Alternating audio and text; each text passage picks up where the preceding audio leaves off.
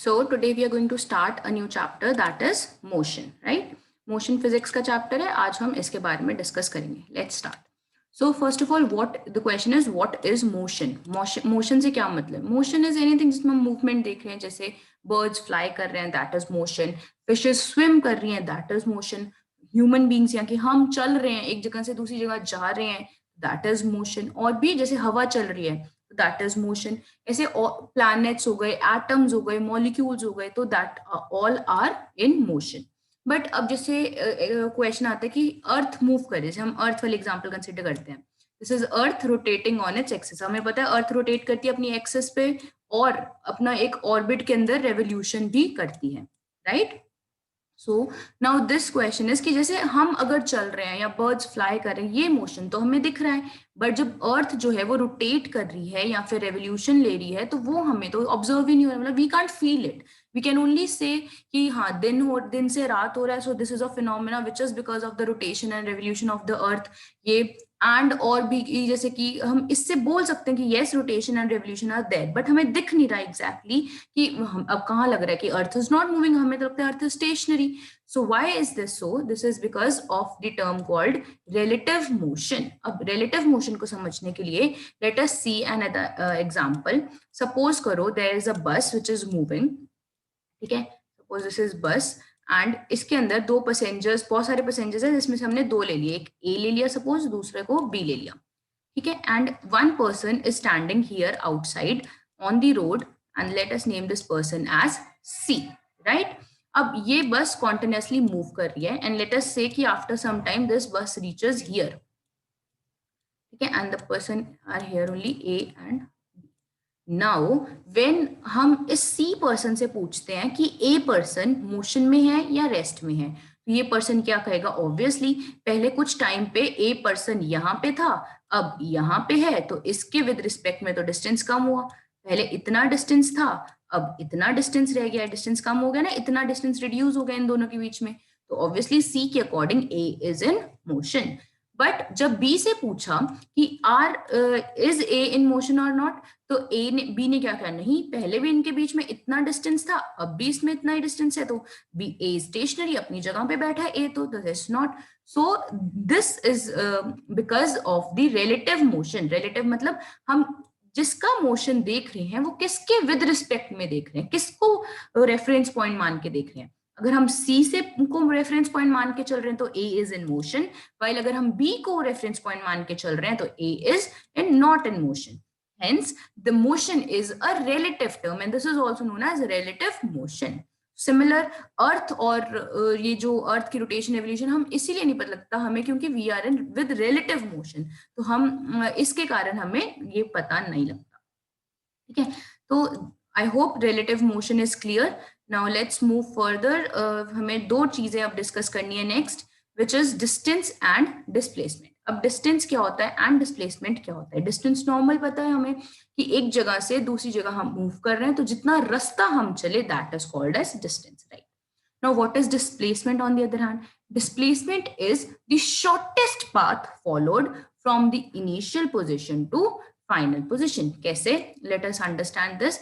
Suppose एक person move कर रहा है, ऐसे गया, this is the person moving and it reaches ऐसे and he reaches here, final, यहाँ पे खत्म हो गया. ठीक है, so, यहाँ से स्टार्ट किया था पर्सन ने, ऐसे मूव कर रहा है, moving on this path, along this path, right? तो अब क्या हो रहा है, this person is moving on this path, तो जितना भी ये रास्ते का हम सारा कैलकुलेट कर लेंगे, जितना भी टोटल मेजरमेंट होगी इस रास्ते की, that will be the persons distance covered by that person. अब डिस्प्लेसमेंट क्या है? डिस्प्लेसमेंट को लिखने के लिए we will consider the final position and the initial position. Final position, initial position मतलब, इनिशियल पोजीशन मतलब स्टार्टिंग पॉइंट कि कहां से उसने स्टार्ट किया, एंड फाइनल पोजीशन मतलब कहां पे उसने एंड किया, right? So this is the initial position, let us mark as it A, and this is the final position, इसको हमने सपोज B नाम दे दिया, right? So what is displacement? Displacement is the shortest path from A to B. अब A से B पे जाने के बहुत सारे रास्ते हो सकते हैं, ठीक है? एक तो ये जिससे हमने अभी बनाया, दूसरा ऐसे जा सकता है ना, तीसरा ऐसे जा सकते हैं, है ना? So there are many ways. ऐसे हो गया दूसरा, एंड थर्ड कैन बी ऐसे गया and so on like this, है ना? But what is the shortest way? Shortest would be just going straight. ये सबसे छोटा है, this is the shortest. So this is known as displacement. ठीक है. So let us see this with the straight line motion. अब जो motion है वो बहुत सारे हो सकते हैं ऑब्वियसली. स्ट्रेट लाइन हो सकता है, सर्कुलर हो सकता है, कैसा भी हो सकता है. तो दैट डिपेंड्स ऑन कि हम कैसे पाथ पे मूव कर रहे हैं. सपोज अगर हम ऐसे मूव कर रहे हैं इन सर्कुलर पाथ तो this would be circular motion. अगर हम स्ट्रेट लाइन में मूव कर रहे हैं तो that would be straight line motion. तो straight line motion is very easiest motion and simplest motion to discuss. तो सबसे पहले हम स्ट्रेट लाइन मोशन ही लेके चलते हैं. तो इसके अंदर हम डिस्टेंस एंड डिस्प्लेसमेंट को डिस्कस करते हैं.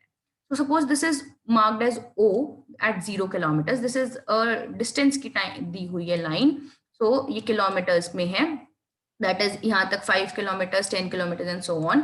So suppose एक person 0 से start करता है, 0 kilometer से at mark कर लिया हमने O. Then goes at A, then at B, then at C, and then returns to D. Let us say that. ठीक है. तो उसने क्या मूव किया? O से A, फिर B पे गया, देन C पे गया and then returns back to D.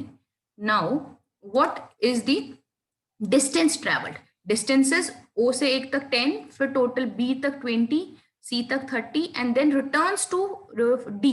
तो C से D के बीच में कितना डिस्टेंस है टोटल? 25. तो total distance is 30 plus 25. So 30 in forward direction and 25 वापस आने में. तो टोटल डिस्टेंस कितना हो गया? 55 किलोमीटर्स. ठीक है. सो टोटल डिस्टेंस तो हमारे पास आ गया 55. Now let's discuss about displacement. अब डिस्प्लेसमेंट कितनी हुई? डिस्प्लेसमेंट इज देखने के लिए हम क्या देखते हैं? Initial position and final position. हाँ, तो इनिशियल पोजिशन इसमें O है, फाइनल पोजिशन इसमें D है. तो इनिशियल पोजिशन से फाइनल पोजिशन का शॉर्टेस्ट डिस्टेंस कितना होगा? बस सीधा यहाँ पे चला जाता straight and we have reached. So this is the shortest distance which is of 5 kilometres. So displacement word का मतलब ये पता है, डिस्प्लेसमेंट इंग्लिश वर्ड है कि कितना डिस्प्लेस हुआ, मतलब अपनी इनिशियल पोजीशन से फाइनल पोजीशन में कितना उसने मूवमेंट कर लिया. तो टोटल नेट मूवमेंट तो इतना ही हुआ है. This is displacement. So this in this example we have seen that distance is 55 kilometers while displacement is only 5 kilometers. ठीक है. So similar एक और example लेते हैं हम इसकी. Let's see this one. Suppose कि a person is moving from A to B like this. Suppose this is A position and this is 3 kilometers. इतना रास्ता वो 3 kilometers का है, वो चलता है B तक पहुंचता है. After B, reaching at B, it takes a turn in this direction and reaches C, right? And this is 4 kilometers. Now they are asking what is the distance traveled by the person and what is the displacement, right? ये हमको निकालना है. So distance is the total path moved by the person. तो total कितना गया? पहले 3 इतना गया. So first we have 3, then इसमें यहाँ तक गया तो this he covered 4 kilometers. So we get total as 7 kilometers. Fine. Now अब डिस्प्लेसमेंट है. डिस्प्लेसमेंट के लिए हमें क्या? अब ये तो हमें पता ही है कि A से C तक this is the initial position. देखेंगे initial position is A, final position is C. Now A से C तक आने के बहुत सारे रास्ते हैं. फर्स्ट रास्ता तो यही है जिसपे वो आया है. सेकेंड रास्ता कुड भी ऐसे जाता, ऐसे आ जाता, और थर्ड वुड भी ऐसे आ जाता, फिफ्थ वुड भी ऐसे घूम घाम के कहीं पे ऐसे पहुंचता ऐसे. So there are so many ways to reach this point, but the shortest distance is ये वाला. इससे छोटा तो कोई भी नहीं हो सकता रास्ता यहाँ से यहाँ पे आने में. This one just this yellow वाला. ठीक है. So this is the shortest distance. So this is the displacement. तो अब displacement की वैल्यू कैसे निकालेंगे? By a well-known theorem which is Pythagoras. ये तो हमें पता ही है. Since this is forming a right angle triangle, तो हमें hypotenuse निकालनी है. That is h. So we know that Pythagoras theorem states that कि hypotenuse का square is equal to perpendicular का square plus base का square, right? So base हमारे perpendicular हमारे पास यहाँ पे है 3, which would be का square करेंगे तो 9. एंड बेस हमारे पास यहाँ पे है 4, तो इसका स्क्वायर करेंगे तो 16, and this we get as 25. So we get hypotenuse equals to 5, right? क्योंकि h square equals to 25 and hence h equals to 5. तो हमारे पास डिस्प्लेसमेंट आ गई 5, वाइल हमारे पास डिस्टेंस कितना था 7 एंड डिस्प्लेसमेंट कितनी आई 5. क्लियर है?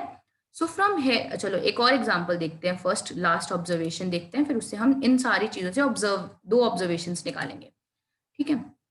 Suppose a person is moving at a circular path, ऐसे चल रहा है, ठीक है।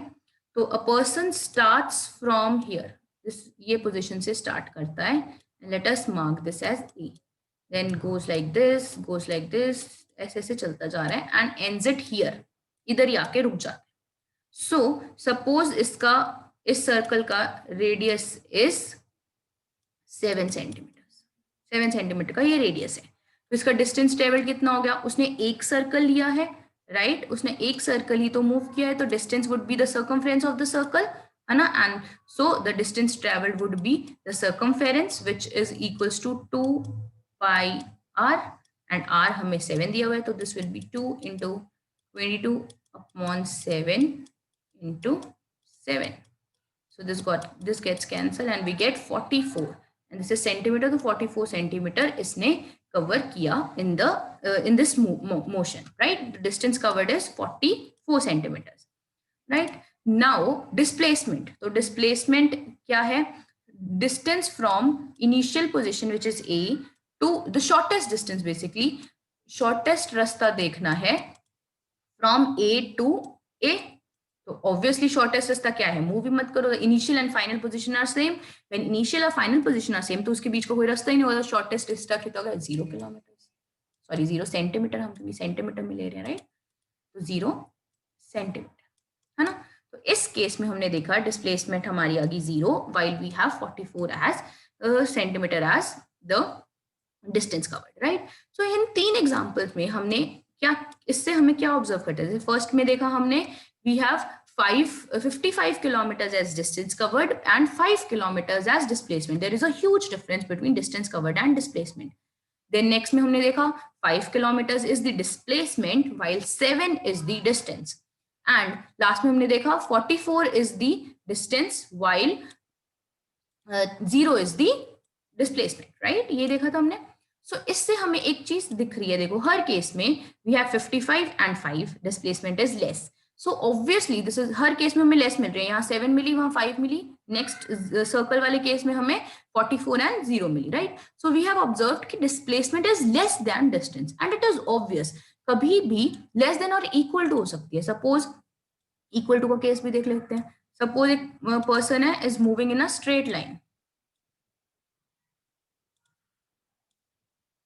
ठीक है, स्ट्रेट लाइन में मूव किया 0 से, suppose this is 10 kilometres and stops here, यहाँ पे this is the initial position, this is the final position, इसका distance covered is 10 kilometres while displacement is also, this is the shortest path, so this is also, displacement is also 10 kilometers. So what we have is distance is always greater than or equal to displacement. First point तो हमारे पास ये आ गया कि जो distance होता है it is always greater than और equal to displacement, displacement से कभी भी डिस्टेंस छोटा नहीं हो सकता।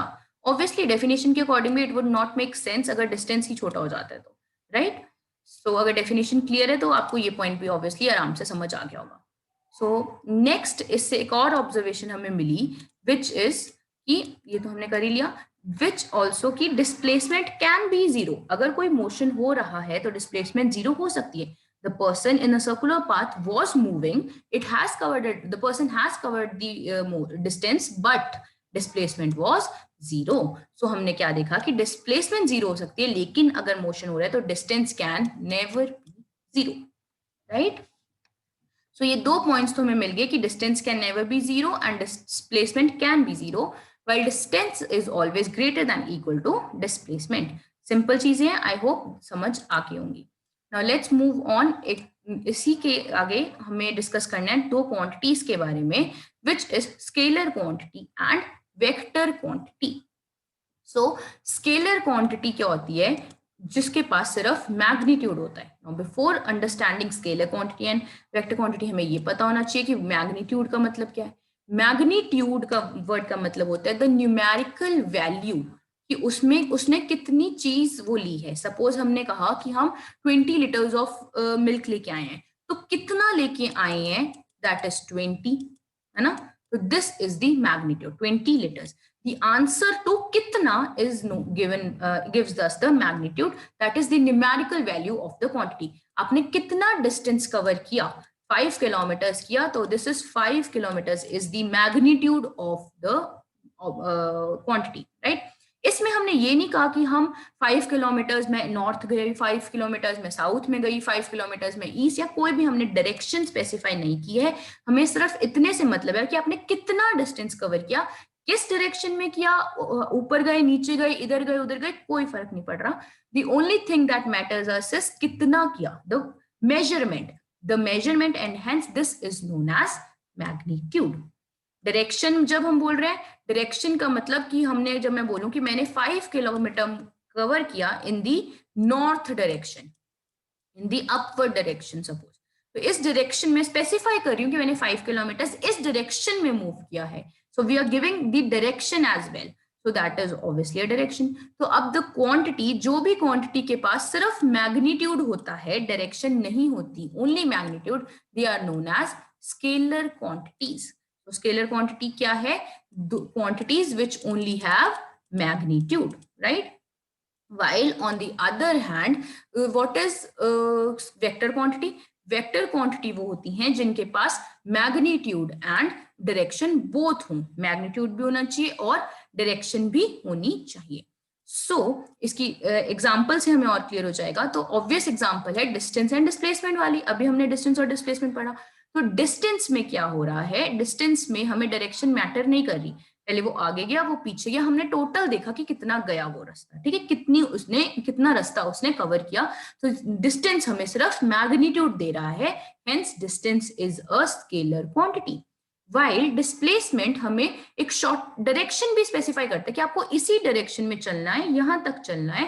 That will give us the shortest path, right? जैसे इसमें भी हमने पढ़ा कि अब इसमें अगर हम डायरेक्शन ना दे, सपोज हमने कहा कि सिर्फ 5 किलोमीटर चल लो, डिस्टेंस इज 5 किलोमीटर्स, तो इसकी तो 5 किलोमीटर तो और भी बहुत तरीके से हो सकते हैं ना, कि वो इस पॉइंट से ऐसे चला जाए, सॉरी इस पॉइंट से, ए पॉइंट से 5 किलोमीटर वो ऐसे चला जाए, है ना, ये भी तो 5 हो सकता है, बट वो सी पे तो पहुंचेगा ही नहीं. So in case of displacement we need to specify the direction as well, because तभी हमें शॉर्टेस्ट रास्ता पता लग पाएगा, right? So displacement is a vector quantity जिसमें हमें मैग्नीट्यूड तो मिलेगा ही मिलेगा, ऑब्वियसली हम बता रहे हैं कि this is 5 kilometre, and also specifying कि हमें इस डायरेक्शन में चलना है. Hence, distance is a scalar quantity, while displacement is a vector quantity. I hope this is clear. So further, let's move on to other two things, which are uniform motion and non-uniform motion. Now, until so far, till this far, we have known about, पहले हमें motion के बारे में पता लगा, फिर हमें relative motion के बारे में हमने discuss किया, फिर हमने distance and displacement के बारे में discuss किया, then we have discussed about the fourth topic of that was a scalar and vector quantity. I hope till now it is clear. Now, moving on further, we have uniform motion and non-uniform motion. तो uniform word से हम लेकर कुछ uniform मतलब uniformity, similarity होगी कुछ, और non uniform में मतलब ऊपर नीचे कुछ होगा. तो लेट्स सी ये क्या है. Uniform motion is the motion जिसमें इक्वल डिस्टेंस कवर हो रहा है इक्वल इंटरवल्स ऑफ टाइम में, कि टाइम इंटरवल्स इक्वल में वो इक्वल डिस्टेंस कवर कर रहा है, ठीक है. जैसे हम ये टाइमलाइन पे देखते हैं, सो ये टाइमलाइन है. टाइमलाइन का मतलब कि ये टाइम नोट कर रही है, जो मैंने ये डिनोशंस दी हुई हैं. This is 0 second, suppose seconds में है time, so 0 seconds, 2 seconds, 4 seconds and so on. So अब हम देखते हैं कि सपोज इट स्टार्ट्स फर्स्ट 0 से 2 सेकेंड्स में वो 5 मीटर्स कवर कर लेती है कोई ऑब्जेक्ट, या बस या कार, सपोज बस ले लो, चलो. So bus travels 5 kilometers in first 2 seconds, then in next 2 seconds वो फिर 5 meters करती है, then वो 5 meters करती है, and so on. Her 2 seconds के interval में वो 5 meters cover कर रही है. So what is this showing? कि equal intervals of time में, मतलब हर 2 second के interval में वो 5 meter का distance cover कर रही है. So this motion is known as uniform motion when it covers equal distance in equal intervals of time. Right interval of time में, इक्वल इंटरवल ऑफ टाइम में equal distance cover करे तो that is uniform motion. Now on the other hand, coming to non-uniform motion होता है जब वो unequal distance cover करे but in equal intervals of time. हम टाइम इंटरवल को तो इक्वल मान के चलेंगे, लेकिन मतलब कंसिडर करेंगे और डिस्टेंस देखना है कि वो अनइक्वल कवर कर रहा है. सपोज फर्स्ट 2 सेकेंड्स में वो 5 मीटर्स कवर किया, नेक्स्ट 2 सेकेंड्स में उसने सिर्फ 3 मीटर्स कवर किया, नेक्स्ट में वो 7 कर रहा है 2 सेकेंड्स के इंटरवल में. सो एवरी 2 सेकेंड के इंटरवल में उसका डिस्टेंस चेंज हो रहा है. तो हो सकता है 2 बार ना चेंज हो, इसमें 5 कर ले, इसमें भी 5 कर ले, इसमें भी 5 कर ले, बट नेक्स्ट में 2 मीटर्स कर ले. तो ओवरऑल जर्नी में हम देख रहे हैं this is not consistent, this is not equal, the distance covered is not equal. ये टाइम है सेकेंड्स में and this is the distance covered.